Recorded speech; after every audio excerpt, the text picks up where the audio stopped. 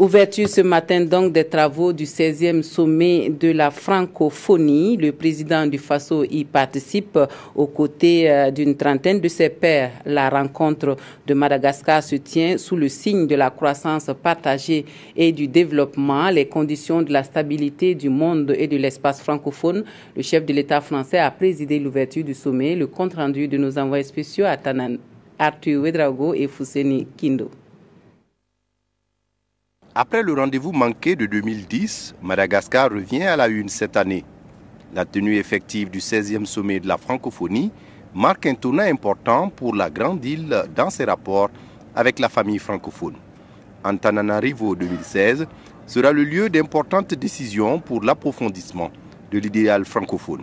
Outre le thème croissance partagée et développement responsable, les conditions de la stabilité du monde et de l'espace francophone, les chefs d'État et de gouvernement devraient discuter de questions de maintien de la paix et de lutte contre le terrorisme.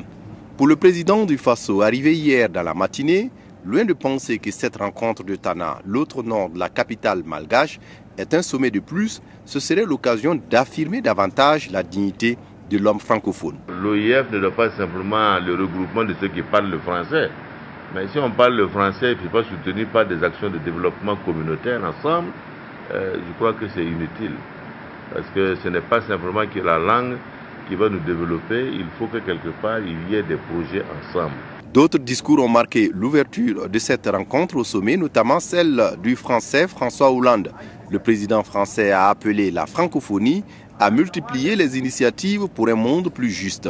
Les vagues migratoires en provenance d'Afrique auxquelles nous assistons actuellement exigent des réponses politiques inclusives, a-t-il ajouté.